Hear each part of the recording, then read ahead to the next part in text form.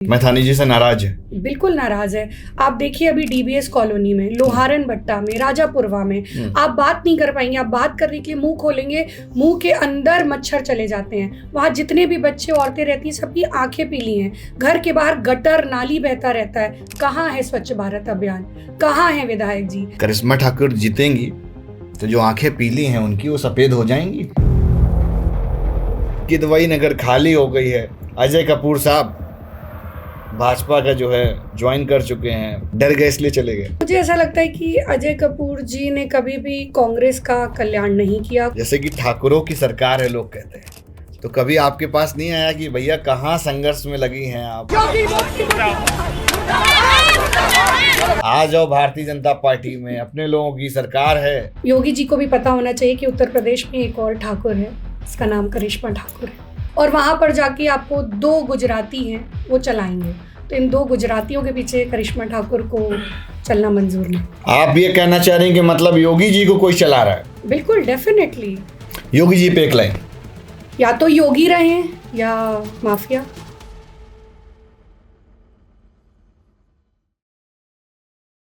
Hello दोस्तों, मैं आप सभी का बहुत स्वागत करता हूं अपने चैनल स्पॉटलाइट विद निखिल में। हमारे साथ में करिश्मा ठाकुर जी हैं। बहुत चर्चित इनका फेस है, बहुत यंग हैं और बहुत अर्ली एज में पहला इलेक्शन जीता जब ये 18 साल की थी, दिल्ली यूनिवर्सिटी का जो स्टूडेंट इलेक्शन होता है। और अभी एज एन प्रेसिडेंट महिला कांग्रेस बुंदेलखंड जोन में, जोन तो बहुत बड़ा होता है, वहाँ पर अभी अपने संगठन में कार्य कर रही हैं। और कानपुर में गोविंद नगर विधानसभा से भी ये एक्स कैंडिडेट रह चुकी हैं कांग्रेस पार्टी से। टिकट हर दफ़ा ले आती हैं, झगड़े बहुत करती हैं। 27 में क्या करने वाली हैं, पूछते हैं। स्वागत है आपका हमारे इस पॉडकास्ट में। धन्यवाद निखिल जी। कैसी चल रही कांग्रेस की राजनीति? बहुत अच्छी चल रही है, और जो हमारे लीडर्स हैं उनकी गाइडेंस पे हम लोग सभी कार्यकर्ता मिलकर काम कर रहे हैं, कांग्रेस को मजबूती देने का प्रयास कर रहे हैं। तो कांग्रेस में कौन कौन से लीडर्स हैं जिनको आप मानती हैं? मुझे लगता है कि सबसे पहले तो हमारे नेता राहुल गांधी जी, आदरणीय प्रियंका गांधी जी, खड़गे जी, सोनिया गांधी जी। प्रदेश की बात करें तो हमारे प्रदेश वाले बताइए। प्रदेश वाले नेता तो सारे बीजेपी चले गए जी। मुझे लगता है कि जो डरपोक थे वो चले गए, और जिनमें युद्ध करने की क्षमता थी, जो लड़ना जानते थे, वो कांग्रेस में आज भी हैं।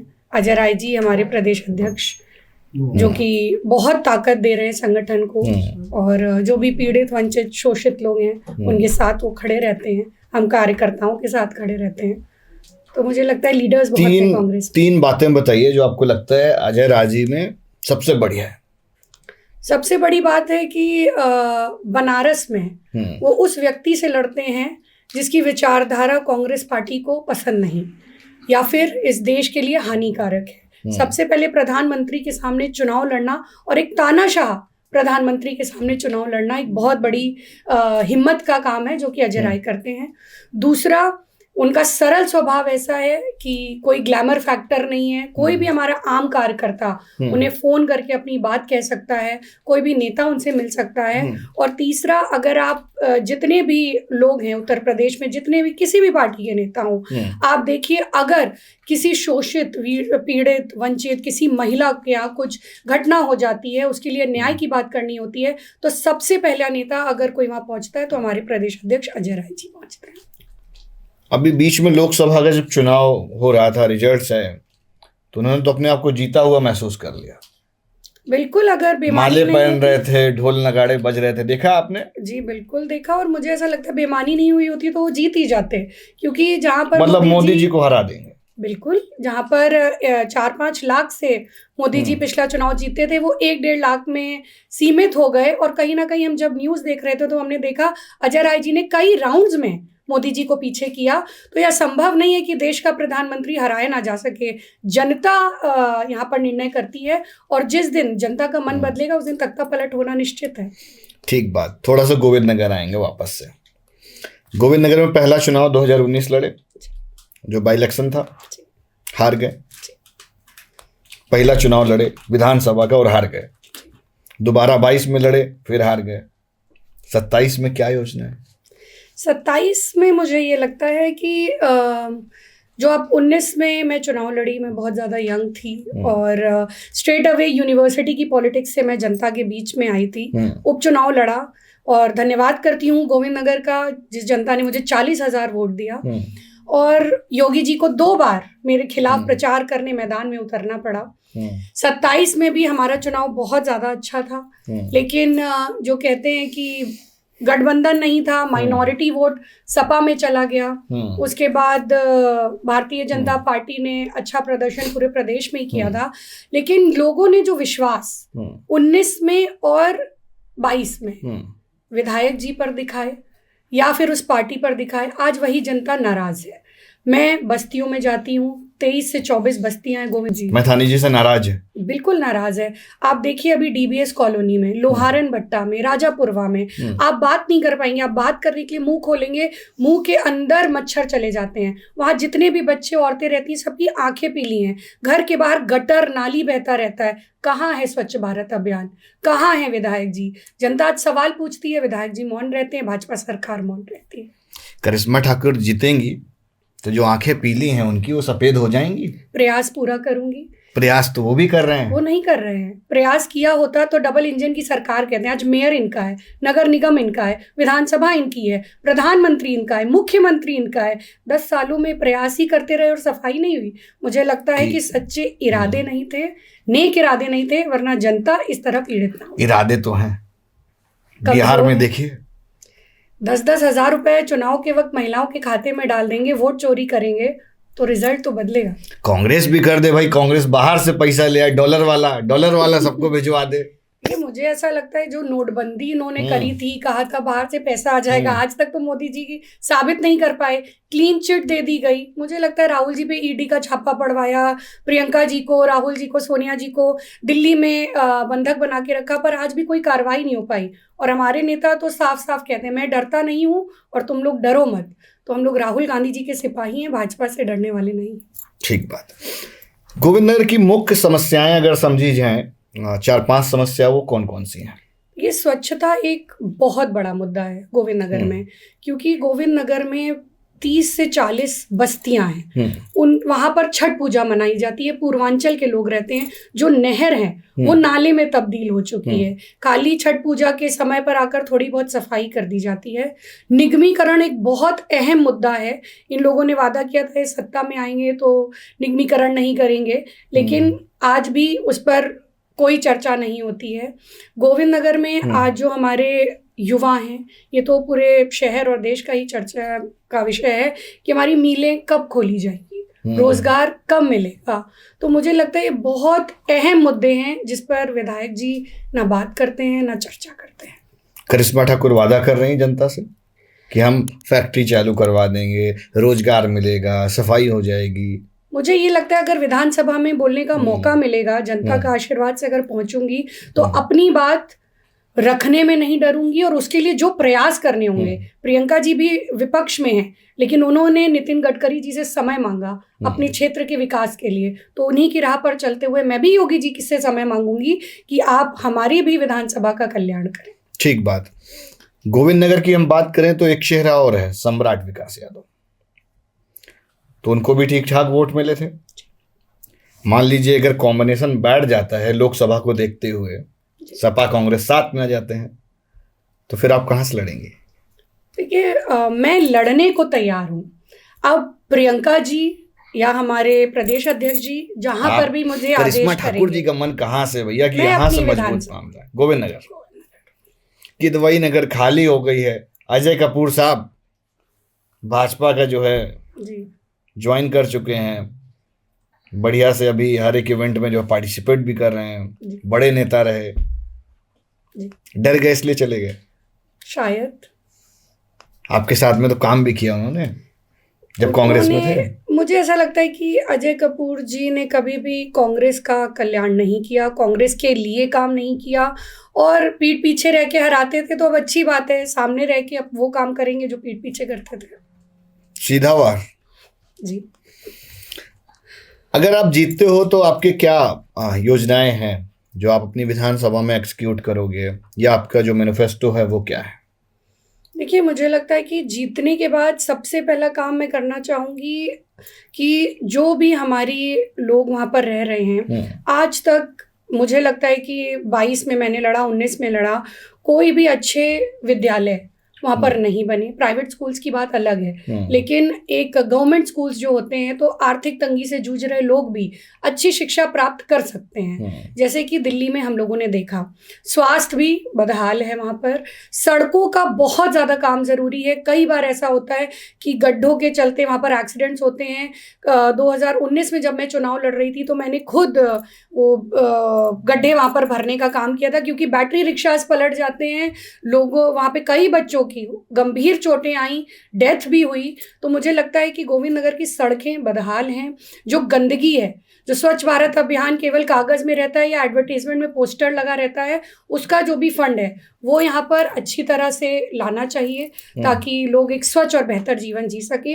और निगमीकरण का मुद्दा और कॉलोनीज को स्वामित्व दिलाने का मुद्दा एक बहुत अहम मुद्दा है। सालों से लोग संघर्ष कर रहे हैं पर अपने घर के ही मालिक नहीं बन पा रहे हैं। कभी भी उनको उनके घर से निकाला जा सकता है। आप बना देंगे मालिक? प्रयास पूरा करूंगी, चर्चा जरूर करूंगी और कोशिश करूंगी कि अगर यूपी में तख्ता पलट होता है तो उनको मालिकाना हक मिले। मैथानी जी से कोई शिकायत है? नहीं, मैथानी जी से कोई शिकायत नहीं है। वो अपना कार्य कर रहे हैं जो उनको सही लगता है, पर मुझे लगता है कि जनता को जो ज़रूरत है, सिर्फ संगठन या भाजपा का काम ना करके जनता को जो काम करना है उसमें भी वो थोड़ा सा रुचि ले। ठीक बात। करिश्मा ठाकुर जी में इतने राजनीतिक गुण कहाँ से आए? ट्रेनिंग दी गई, पिताजी ने सिखाया, कोई और गुरु रहा, कैसे आया? कि मेरे पिताजी राजनीति में रहे, क्राइस्ट चर्च कॉलेज के प्रेसिडेंट रहे और लोकसभा का कन्नौज से चुनाव लड़े, विधानसभा का लड़े। तो घर में मैंने ऐसा राजनीतिक सामाजिक माहौल देखा। उसके बाद जब मैं खुद 12th में पढ़ रही थी तब एक ज्ञान भारती स्कूल है, वहाँ पर मुझे पहली बार लगा कि मुझे राजनीति में क्यों उतरना चाहिए। मैं सेंट मैरीज में पढ़ती थी, पर उस बच्ची का स्कूल के टीचर द्वारा बलात्कार कर दिया गया। उसको बहुत ब्लीडिंग हुई, टीचर्स ने वो सारी चीज़ें छुपा ली और उसके बाद रास्ते में जब वो एम्बुलेंस से जा रही थी हॉस्पिटल, तब उस बच्ची की डेथ हो गई। उस घटना ने मुझे बहुत झंझोरा और मुझे ऐसा लगा कि कब तक ये सब चलता रहेगा, किसी को तो इसको बदलना होगा। तब मैं 17 साल की थी, क्लास 12th में, 16-17 साल की रहेंगी। मैंने अपने पिताजी से डिस्कस किया कि आज उसके साथ हो रहा है, कल को मेरे साथ भी हो सकता है या मेरी बहन के साथ भी हो सकता है। तब मेरे पिताजी ने मुझसे कहा कि सिस्टम में आओ, सिस्टम को बदलो और जो लोग पीड़ित हैं उनकी मदद करने की कोशिश करो। तो एक आप समझ सकते हैं 12th में पढ़ रही हुई बच्ची, मैंने तब पहली बार कैंडल लाइट्स निकाले, मैंने आर्टिकल्स लिखे, उसके परिवार से मिली। At 17? Yes, 17. Yes. तो इतनी बात हो जाती थी पिताजी से? हाँ, पिताजी ने मुझे ऐसा माहौल दिया। बहुत स्ट्रॉन्ग बॉन्डिंग है फादर के साथ? बहुत स्ट्रॉन्ग बॉन्डिंग है और मुझे लगता है कि अगर ऐसा पिता हर बेटी को मिले तो एक नहीं 1 लाख करिश्मा ठाकुर हर घर में खड़ी हो सकती हैं। क्योंकि अक्सर बेटियों को आज भी कितना भी मॉडर्नाइज हो जाए, राजनीति में तो कोई नहीं आने देता। ऐसा नहीं है कि मेरा भाई नहीं है, मेरे पिताजी चाहते तो मेरे भाई को भी भेज सकते थे कि यहाँ पर पुरुषों के बीच में रहना होता है, आप शादी कर लेते हो, ससुराल चले जाते हो, लाइफ टफ हो जाती है। लेकिन मेरे पिताजी ने मुझ में गुण देखे, मुझ में काबिलियत देखी और मेरी इच्छा जानी। तो जिस तरह का सपोर्ट मुझे मेरे फादर से मिला, अगर हर पिता अपनी बेटी को ये सपोर्ट देगा तो बेटियां तो आज आसमान छू रही। ओके, फादर का क्या नाम है आपके? मिस्टर राजेश सिंह। क्या सोर्स ऑफ बिजनेस है? बिजनेस हमारा होटल है। बहुत ज़्यादा हम अमीर परिवार से नहीं आते हैं, बहुत ज़्यादा रईस परिवार से नहीं आते हैं, लेकिन हमारे पिताजी का रेंट आता है, हमारे होटल हैं, तो उसके माध्यम से, और वो भी उन्होंने अपनी मेहनत से चीज़ें बनाई हुई हैं। तो एक आम परिवार की आम सी लड़की हूँ जो जीवन में कुछ करना चाहती है। पैसा कौन लगाता चुनाव में? पिताजी? पिताजी। पिताजी भी नहीं डरते इसलिए आप भी नहीं डरती? बिल्कुल। इसको ऐसे समझे? बिल्कुल। या कुछ आपके अंदर और स्ट्रेंथ है? मुझे ऐसा लगता है मैं 2 कदम पिताजी से आगे हूँ। क्योंकि एक पुरुष का राजनीति में आना और एक महिला का आना, वो होता है ना कि आप अपने पिता की वजह से आपको मौका तो मिलता है कि आप आगे बढ़ सके, लेकिन आपकी हिम्मत, आपका डेडिकेशन और प्रॉब्लम्स को मैं फेस करती हूँ। फील्ड में मैं होती हूँ, मेरे पिताजी नहीं होते, लोगों के बीच मैं होती हूँ। लड़ाई झगड़े जैसा कि आपने मुझसे कहा मेरे होते हैं, विचारधाराओं में क्लैश मेरा होता है। अपनी बच्ची को घर छोड़ के जनता की सेवा करने मैं जाती हूँ। इसको बुखार होता है पर मुझे लगता है कि मेरे कार्यकर्ता परेशान हैं, तो अपनी बेटी को ना देखते हुए मैं उनके पास पहुँचती हूँ। तो मुझे लगता है पिताजी का सपोर्ट बड़ी चीज़ है, लेकिन खुद कुछ करने की जब हिम्मत ताकत होती है तभी व्यक्ति आगे बढ़ता है। ठीक बात। झगड़ा पहला कब हुआ? झगड़ा दिल्ली यूनिवर्सिटी। किससे हुआ था? कॉलेज के प्रशासन से। कॉलेज के प्रशासन से? तो आपको डर नहीं लगा? इतना दूर वो पिताजी ने पढ़ने के लिए भेजा हुआ है और आप यहाँ लीडर बनने का प्रयास कर रहे हो, कभी फादर ने डांटा नहीं, समझाया नहीं कि दिल्ली तो बड़ा दूर है, हम रहते यहाँ हैं, कैसे मैनेज करेंगे? निखिल जी, आम परिवारों में तो ऐसा ही होता है। जी आप बिल्कुल सही कह रहे हैं। और आप ताज्जुब मानेंगे कि मेरे पिताजी ने कहा था मैं तुम्हें पढ़ने नहीं भेज रहा हूँ, मैं तुम्हें लीडर बनने भेज रहा हूँ। और वहाँ पर मैं लक्ष्मीबाई कॉलेज का प्रोडक्ट हूँ, दिल्ली यूनिवर्सिटी का, तो अक्सर वहाँ पे आरएसएस की प्रिंसिपल और पूरा एडमिनिस्ट्रेशन होता था, तो वहाँ चुनाव नहीं होते थे। वो सीधा एबीवीपी के लोगों को नियुक्त कर देती थी कि आप अध्यक्ष, आप उपाध्यक्ष और ये। लेकिन जब मेरा एडमिशन हुआ तो मुझे लगा ये तो गलत है, इलेक्शंस होने चाहिए। एडमिशन कब लिया दिल्ली यूनिवर्सिटी में? 2012 में एडमिशन लिया और 13 में जीत गया। तो एक साल के अंदर ऐसे कैसे स्ट्रॉन्ग इतना फॉलोइंग बना पाना, इतना सामने अपने ऊपर फेथ बाकी लोगों का जमा पाए सामने से लोग? बिकॉज वोट या सपोर्ट तभी करते हैं जब तक फेथ नहीं होता है। बिल्कुल। तो वो सेल्फ बिलीफ सिस्टम कैसे डेवलप किया? निखिल जी, मैं अकेले जीती थी एनएसयूआई से। 3 सीट वहाँ एबीवीपी की आई थी और जिस दिन मेरा नामांकन था उस दिन मोदी जी ने अपना कैंडिडेचर घोषित किया था, भाजपा द्वारा किया गया था। लेकिन वो बचपन से ही सीखा था कि अर्जुन ने चिड़िया की केवल आंख देखी, तो मुझे परवाह नहीं थी कि फिजा क्या है, लहर क्या है। सुबह मैं अपने पीजी में रहती थी, पीजी से निकलना सीधा दिल्ली यूनिवर्सिटी स्टूडेंट यूनियन का जो कार्यालय है वहाँ मैं जाती थी।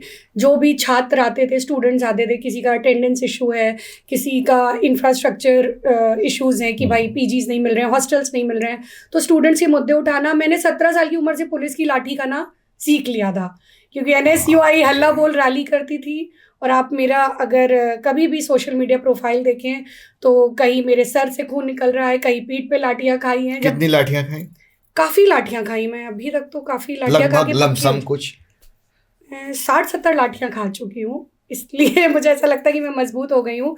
जब लोग जाते हैं डिस्को, जब लोग कॉलेज लाइफ में जाते हैं क्लबिंग करने, जब लोग बैठते हैं चिल करने, कैफेज में नाइट आउट्स करते हैं, चिल करते हैं अपने दोस्तों के साथ, तब मैं थाने में बंद हो जाती थी, तब मैं वीसी ऑफिस के गेट पे चढ़ के प्रदर्शन करती थी, तब मैंने वाटर कैनन्स खाई है, मेरा पूरा फेस छिल गया है। तो मुझे लगता है सत्ता से लड़ते लड़ते अब एक उम्र गुजार दी।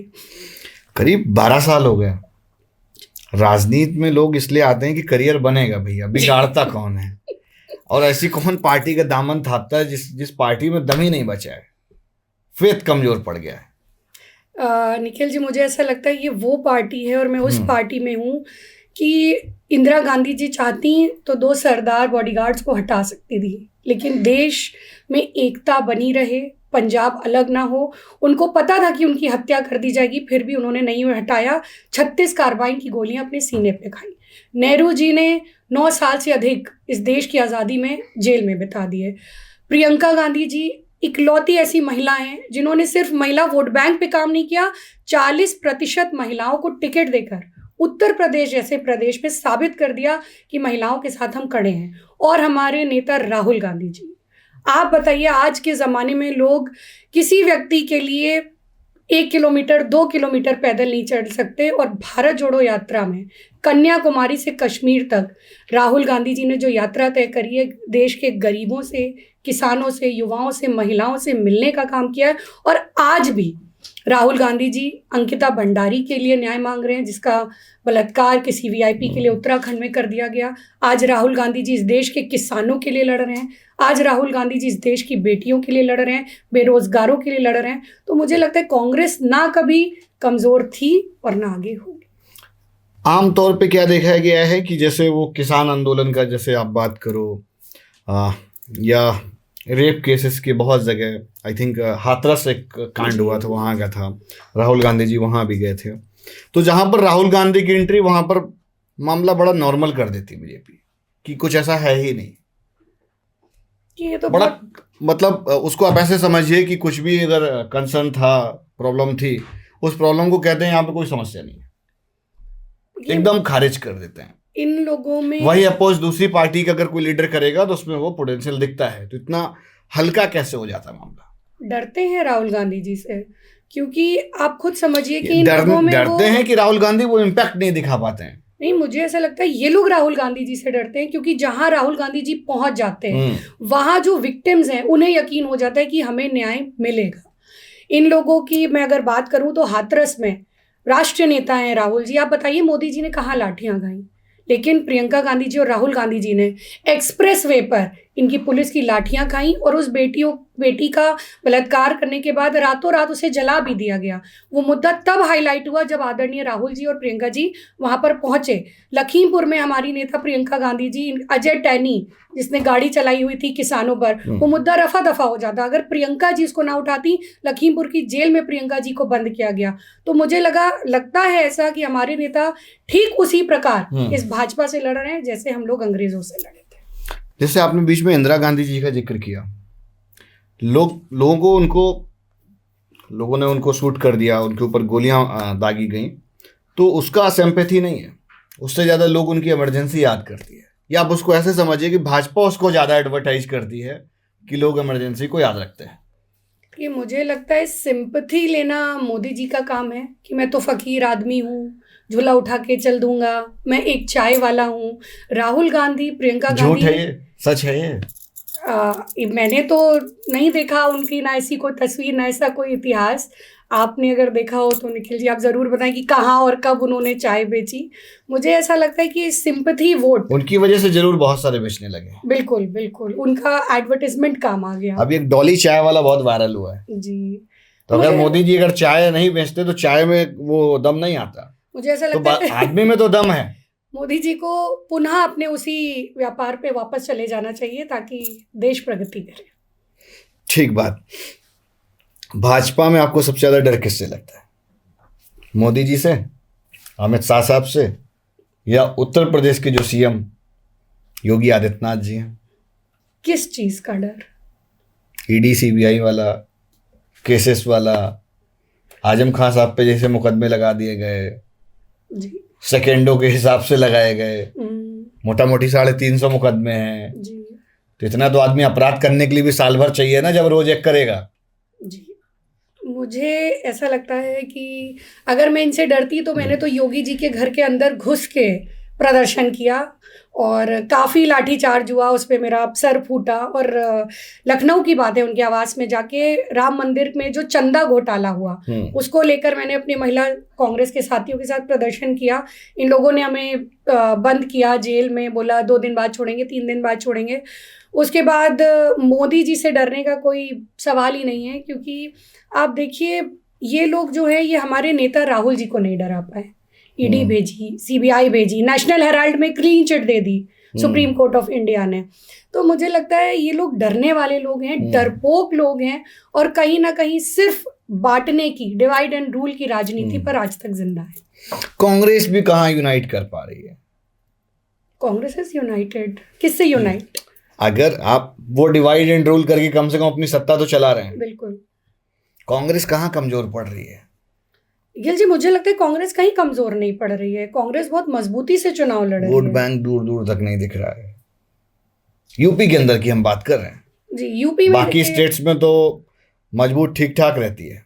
अगर आप एक प्रश्न और जोड़ेंगे, बिहार में अगर आप देखें तो लोग ऐसा कह रहे थे कि जो तेजस्वी जी की पार्टी है अगर उसके साथ में कांग्रेस अलाइन नहीं होती तो ज्यादा जीतते। ये गोदी मीडिया कह सकता है या भाजपा के प्रवक्ता कह सकते हैं, जनता तो ऐसा नहीं कहती है। भाजपा के लोग ऐसा र्यूमर फैलाते हैं कि कांग्रेस से दूर रहो, कि कहीं ऐसा ना हो कि गठबंधन कर ले तो बेनिफिशियल रहे। बिल्कुल, जैसे लोकसभा में किया, सीट्स का एनहांसमेंट हुआ, अच्छे रिजल्ट्स आए। आप यूपी में ही देखिए कि कांग्रेस और सपा के गठबंधन ने लगभग 42-43 सीट्स जीती हैं। और बात करें डिवाइड एंड रूल की तो ये लोग राम मंदिर का गाना गाते रहे अयोध्या में, भाजपा को करारी हार का सामना करना पड़ा। तो मुझे लगता है डिवाइड एंड रूल एक हद तक चलता है। जब आज आप मुसलमान को भी रोजगार नहीं दे रहे हैं तो आप हिंदू को भी रोजगार नहीं दे रहे हैं।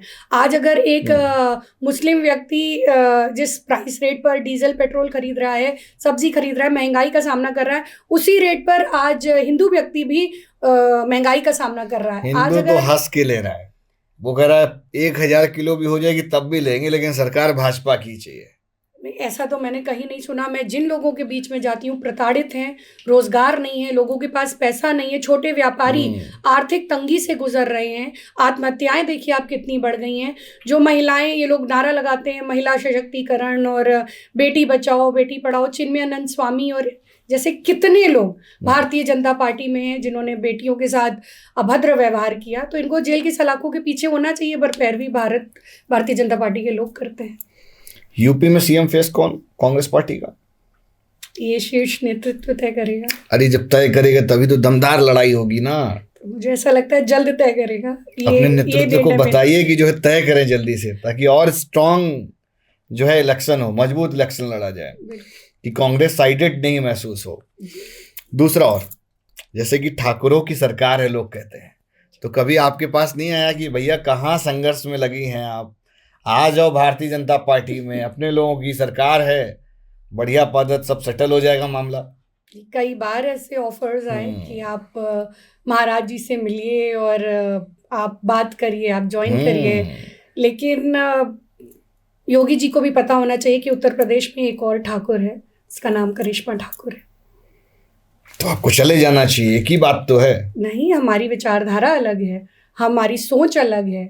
मैं उनके पीछे नहीं चल सकती जिनकी सोच मेरे से नहीं मिलती। मैं गांधीवादी हूँ, मैं सोशलिस्ट हूँ, मैं भगत सिंह के और चंद्रशेखर आज़ाद के विचारधारा पे चलने वाली लड़की हूँ, रेवोल्यूशनरी हूँ। और वहाँ पर जाके आपको 2 गुजराती हैं, वो चलाएंगे। तो इन 2 गुजरातियों के पीछे करिश्मा ठाकुर को चलना मंजूर नहीं। आप ये कहना चाह रहे हैं कि मतलब योगी जी को कोई चला रहा है? बिल्कुल, डेफिनेटली। योगी जी स्वतंत्र नहीं है, योगी जी के ऊपर पूरा हस्तक्षेप है अमित शाह जी का। और कई बार देखने को भी मिलता है कि कितनी बुरी तरह उत्तर प्रदेश के मुख्यमंत्री को इग्नोर किया जाता है। नहीं, बिल्कुल भी नहीं, ऐसा आप कह सकते हैं। यूपी में तो बाबा ही हैं। आप देखिए, लोकसभा का जब चुनाव हुआ, ऐसा भारतीय जनता पार्टी के लोग कहते हैं जी, जब उत्तर प्रदेश में लोकसभा का चुनाव हुआ और कांग्रेस और सपा गठबंधन ने एक बहुत अच्छा प्रदर्शन और बहुत अच्छी लड़ाई लड़ी, तो योगी जी से जब पूछा गया उनकी इंटरनल मीटिंग्स में कि ऐसा क्यों हुआ, तो योगी जी का यही कहना था कि टिकट उनके अनुसार नहीं दिए गए, कैंडिडेट्स उनके अनुसार नहीं थे। और मुझे लगता है कि मोदी जी और योगी जी का बहुत, अमित शाह जी का बहुत हस्तक्षेप रहा और योगी जी साइडलाइन किए गए। 27 में पता है क्या कह रहे हैं? 403 में 350 प्लस आएंगी। ये तो कह रहे थे अब की बार 400 पार, हुआ क्या? बिहार में तो साफ कर दिया मामला।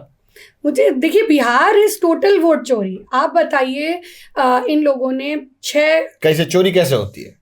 वोट चोरी आपको बिल्कुल पता है, लोगों के नाम काट दिए जाते हैं। ईवीएम तो घोटाला है, ईवीएम तो मैं खुद व्यक्तिगत चुनाव लड़ी हूँ। अब भाजपा वाले बोलेंगे तो अभी से जो है इनका रोना शुरू हो गया कि ईवीएम में घोटाला है। रोना अभी का थोड़ी शुरू है, ये बात तो कब से कही जा रही है कि आप बैलेट पे चुनाव कराइए, और नहीं कराते आप बैलेट पे चुनाव। जिस तरह आप नाम काटते हैं, अभी महाराष्ट्र में देखा गया, कितने वीडियो वायरल हुए कि लोग जा रहे हैं पर उनसे कहा जा रहा है कि आप दाढ़ी बना कर आइए, आपका नाम इस बूथ में नहीं है, उस बूथ में है। लोग जो जीवित हैं, अभी वो ब्राजील की मॉडल, उसका हरियाणा में इस्तेमाल करके कितने हजारों वोटों का कन्वर्जन हुआ, जो राहुल गांधी जी ने प्रेस कॉन्फ्रेंस भी करी। तो मुझे लगता है पूरा सिस्टम, चाहे वो चुनाव आयोग हो, चाहे वो ईडी हो, सिर्फ सरकार के आदेश पर काम कर रहा है। इन लोगों ने तो ये भी कह दिया था कि हम सार्वजनिक नहीं करेंगे वोटर लिस्ट, और हम नहीं बताएंगे कि इतने नाम क्यों काटे गए। लेकिन सुप्रीम कोर्ट ऑफ इंडिया ने इंटरफेयर किया और आदेश दिया इलेक्शन कमीशन को कि आपको कारण भी बताना होगा कि नाम क्यों काटे गए, और आपको ये लिस्ट सार्वजनिक अपनी वेबसाइट पे अपलोड भी करनी होगी। तो फटकार तो सुप्रीम कोर्ट ऑफ इंडिया इनको लगा ही रहा है, कहीं ना कहीं शंका है। ठीक बात। समाजवादी पार्टी से ऑफर आया? नहीं। आएगा तो जाएंगी? नहीं। टिकट मिलेगा तब? नहीं। जीत जाएंगे आप? नहीं। समीकरण बदल जाएगा? नहीं। नहीं जाना है? नहीं। हारेंगे लेकिन रहेंगे? रहेंगे कांग्रेस। कब तक? मरते दम तक। क्या बात है। राजनीति में अगर महिलाओं की बात करें तो अभी कंपटीशन पहले से बढ़ा है या पहले जितना था उतना भी है? कुछ बदलाव है? थोड़ी जागरूकता जरूर आई है महिलाओं में और इच्छा शक्ति बढ़ी है, लेकिन उस तरह का कंपटीशन जैसा पुरुषों में है वैसा तो नहीं है। 50% आबादी होने के बाद इतनी ज़्यादा तादाद में महिलाएं वोट करने भी जाती हैं, भागीदारी अभी भी उतनी महिलाओं को नहीं मिली। कहीं ना कहीं परिवार का प्रेशर होता है कि राजनीति में मत जाइए, क्योंकि महिलाओं से अपेक्षित होता है कि किचन में रहें, बच्चा पालें, पति का ध्यान दें।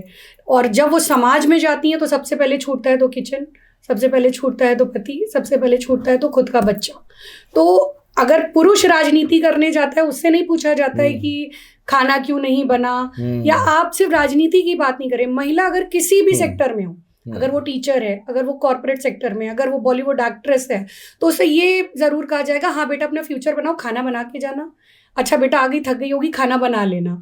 तो खाना घर में आप बनाती हैं कि आपके पति बनाते हैं? नहीं, खाना घर में ईश्वर की कृपा से लोग हैं बनाते हैं, और जब समय मिलता है तो मैं भी बनाती हूँ। लेकिन आज भी समाज उस बराबरी पे नहीं पहुंचा है कि औरत को इससे ऊपर उठ के भी देखा जा सके। कुछ गिन चुनी महिलाएं हैं, जैसे सोफिया कुरैशी जी हो गई, व्योमिका सिंह जी हो गई, ऐश्वर्या राय हो गई, इनको देखकर बेटियां प्रेरित तो हो रही हैं। लेकिन आज भी बहुत सारे हर्डल्स हैं हमारे जीवन में जिनको पार करना, सामाजिक बंधन है जिनको लांघना बहुत मुश्किल है। कुछ औरतें लांघती हैं तो उन्हें एक अच्छा फैमिली मेकर नहीं कहा जाता है, उन पर टिप्पणी की जाती है। तो मुझे ऐसा लगता है कि कैरेक्टर असैसिनेशन भी औरतें झेलती हैं, औरतों पे कई तरह के आरोप प्रत्यारोप भी किए जाते हैं। उसके बाद भी जो महिलाएं कुछ कर गुजरने की हिम्मत रख रही हैं, तो बहुत बड़ी बात है। Family support is very important to build a career, at least for women. आपने कैसे मैनेज किया? आप कैसे ओवरकम आए?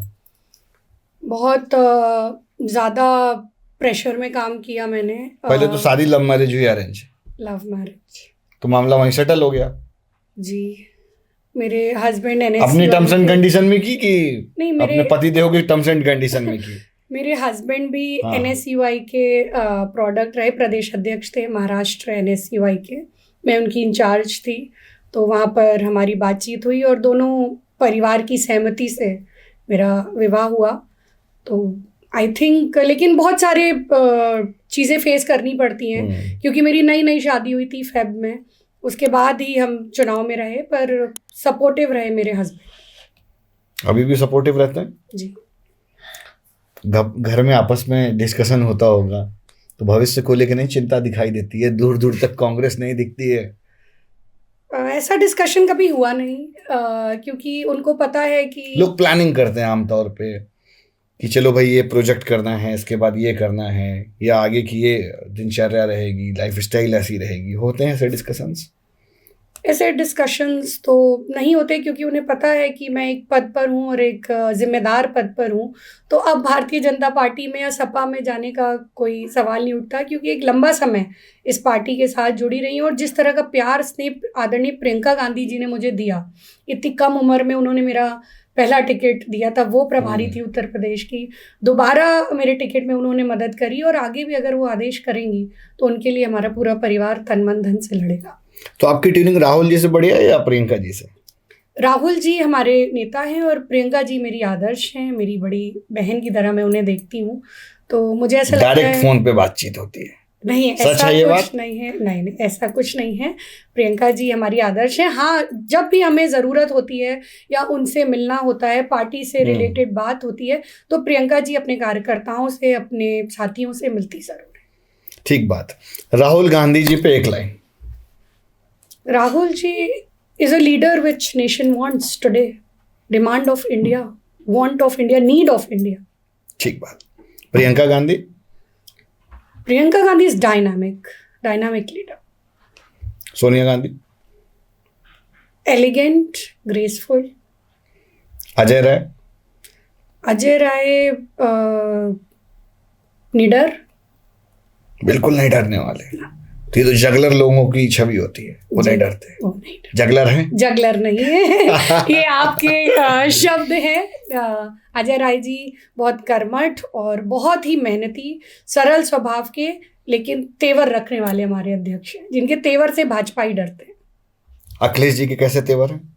अखिलेश जी अच्छे व्यक्ति हैं, सामाजिक हैं और अपनी पार्टी को अच्छी दिशा दे रहे हैं।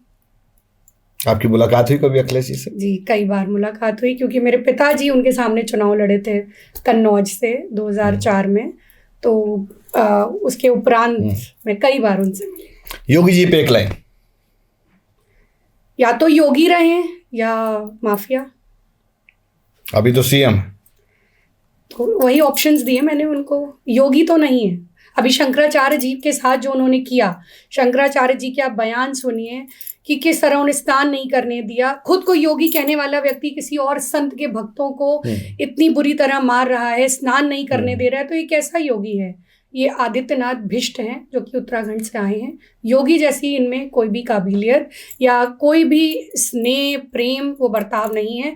और ताज़ा ही हम सब देख रहे हैं कि किस तरह शंकराचार्य जी उनके शिष्यों पे, उनके लोगों पर आज एक जन सैलाब शंकराचार्य जी के साथ वहाँ पर खड़ा हुआ है, पर मीडिया नहीं दिखा रहा। तो मुझे लगता है अगर योगी जी का असली रूप देखना है तो अभी हुई घटना, आप शंकराचार्य जी और संतों पर जिस तरह का लाठीचार्ज दुर्व्यवहार हुआ गया, उससे हमें पता चल जाता है कितने योगी हैं। 27 में आंधी और 29 में गांधी, सच है? बिल्कुल, मुझे ऐसा लगता है कि 29 में राहुल गांधी जी जरूर इस देश के प्रधानमंत्री बनेंगे। कांग्रेस और सपा साथ में आएंगी? उम्मीद है आएंगी तो फ्रूटफुल रिजल्ट रहेगा। ऐसा तो नहीं कि जैसा तेजस्वी जी की पार्टी का रिजल्ट रहा वैसा तो नहीं चला जाएगा? नहीं, मुझे ऐसा लगता है कि गठबंधन अगर उत्तर प्रदेश में रहेगा तो वो काफ़ी फ्रूटफुल रहेगा, क्योंकि ये दो विचारधाराएं ऐसी विचारधाराएं हैं जिनकी हमें आज ज़रूरत है। उत्तर प्रदेश को ज़रूरत है और हमारे देश को ज़रूरत है। ठीक बात। अपने आप को राजनीति में भविष्य में कहाँ पर देखती हैं? मैं देखिए, पद तो हर कोई चाहता है, पर कौन सा? जो भी जनता, करिश्मा ठाकुर जी कौन सा चाहती हैं? देखिए, राजनीतिक महत्वाकांक्षाएं अगर आप करेंगे तो करिश्मा ठाकुर तो मुख्यमंत्री और कैबिनेट मिनिस्टर तक खुद के लिए सोचती हैं, लेकिन असली राजनीतिक व्यक्ति मेरे तो अच्छी बात है, बिल्कुल अच्छी बात है। सोचने की आज़ादी है कांग्रेस में, बिल्कुल सोचने की आज़ादी। आप बताइए, मल्लिकार्जुन खड़गे जी, जिनका ना कोई बैकग्राउंड था, आज हमारे पार्टी के अध्यक्ष बने हुए हैं। शीला दीक्षित जी महिला होकर मुख्यमंत्री बनी है। तो मुझे लगता है महिलाओं को जिस तरह हमारी पार्टी आगे बढ़ाती है, तो बिल्कुल स्कोप दिखता है मेरी पार्टी में मुझे। और जिस दिन जनता का मन होगा, कांग्रेस सत्ता में आएगी, उस दिन ज़रूर किसी ना किसी मंत्रालय में आपकी ये बहन होगी। क्या बात है, मेरी बहुत बहुत शुभकामनाएं आपके साथ में। प्रियंका गांधी जी उत्तर प्रदेश की मुख्यमंत्री बने या उनको एक फेस रखा जाए तो कैसा रिजल्ट आएगा?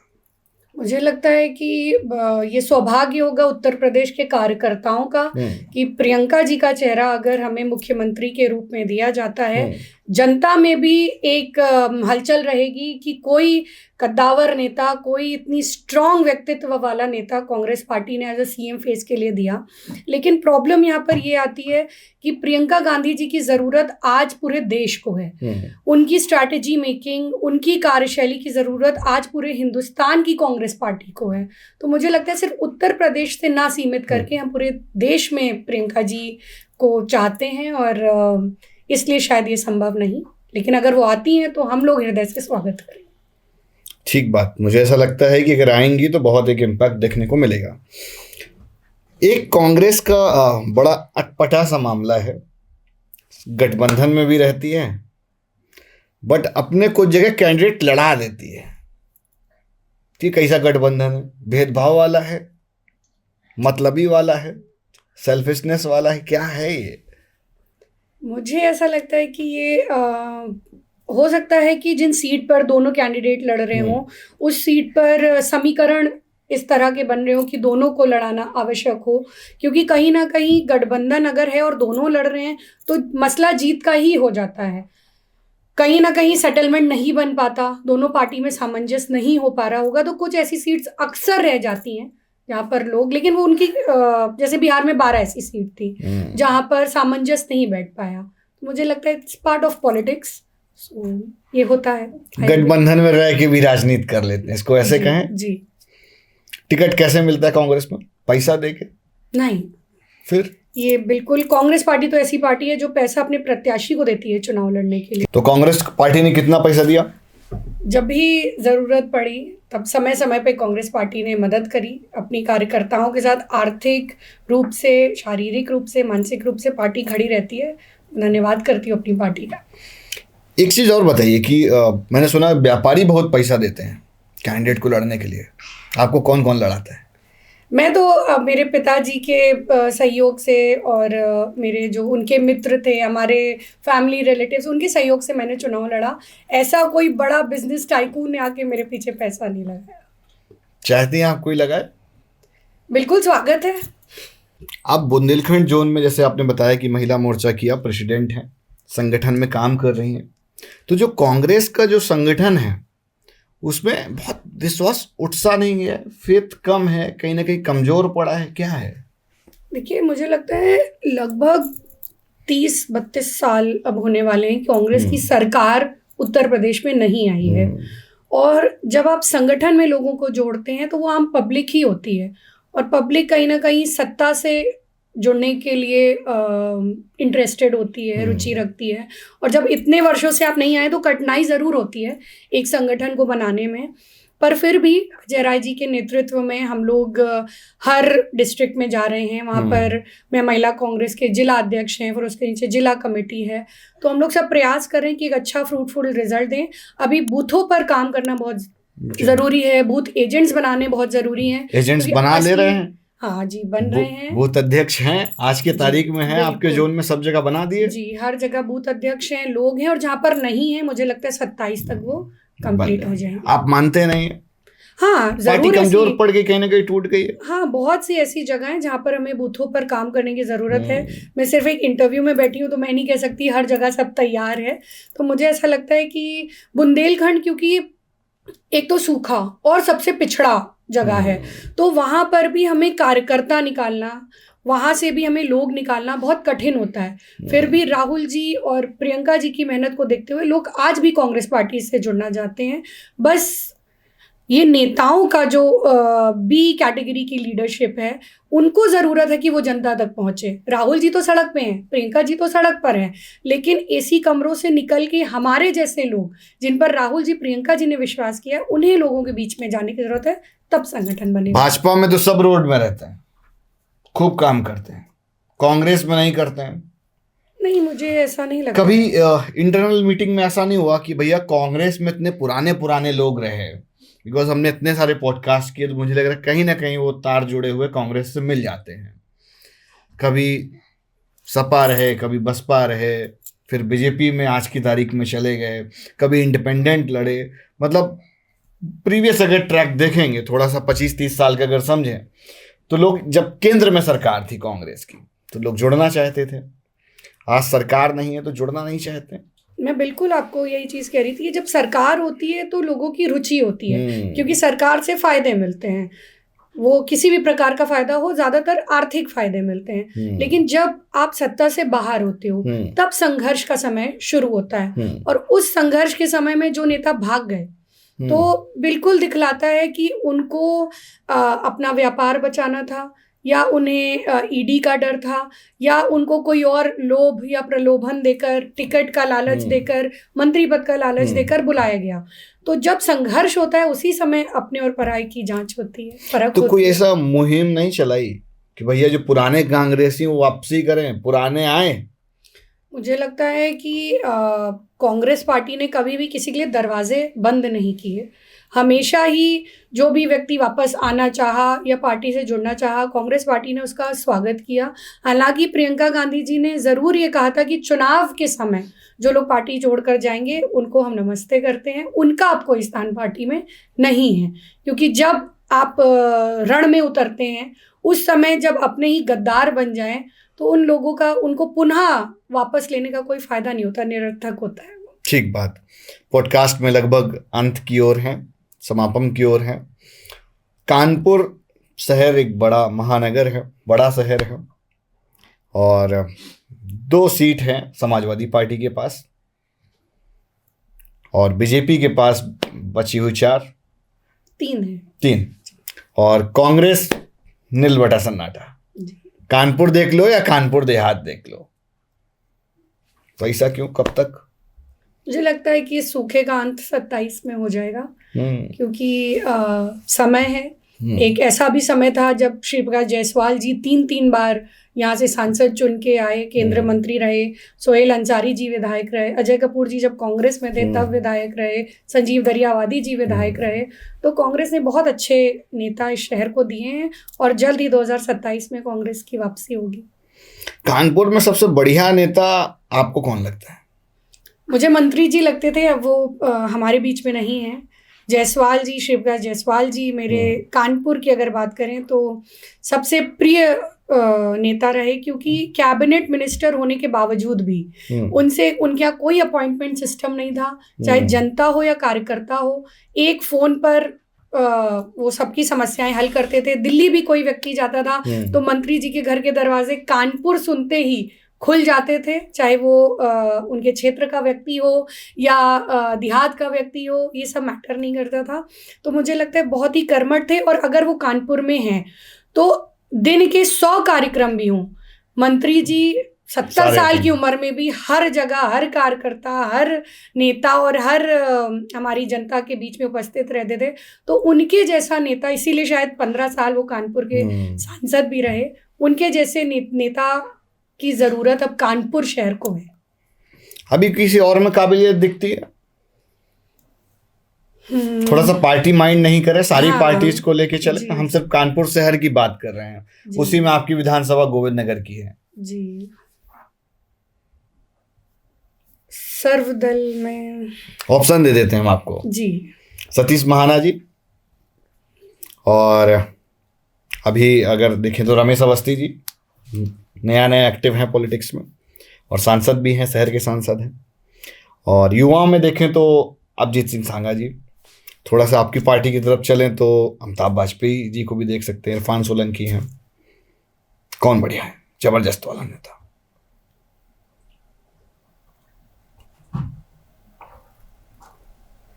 मंत्री जी के मुकाबले तो मुझे कोई नहीं लगता इनमें, लेकिन ऐसे व्यक्तिगत रूप से तो सारे ही नेता अपने इतना बड़ा शहर है जी। एक समय पे लोग सोचते थे कि हमारे शहर का भी सीएम होगा, खेला हुई गया, सीएम तो बने नहीं, और धीरे धीरे करके जो कैबिनेट है वो भी साइड चली गई जी। अभी शहर के अंदर किसी के पास कैबिनेट नहीं है। कानपुर शहर के साथ कुछ खेल हो रहा है। मुझे ऐसा लगता है कि कानपुर शहर में हर एक व्यक्ति राजनीतिज्ञ है, चाहे वो आम व्यक्ति हो, चाहे वो ऑफिस जाने वाला व्यक्ति हो, प्रोफेसर हो, टीचर हो।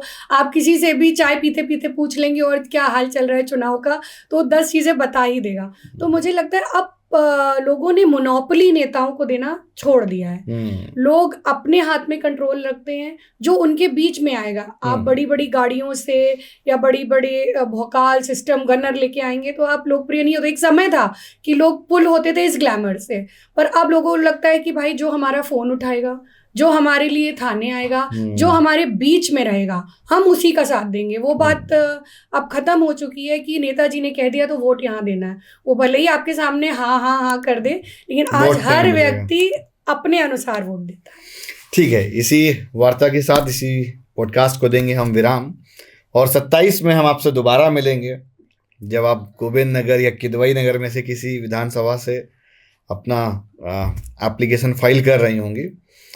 तो मेरी शुभकामनाएं हैं आपके साथ में, और नमस्कार। आप सभी बताइएगा कमेंट करके कैसा लगा इस पॉडकास्ट में, और आपके कमेंट से हमको बहुत ऊर्जा मिलती है, समझ में आता है कि राजनीति जो सरगर्मी है वो कैसी चल रही है। जय श्री कृष्ण।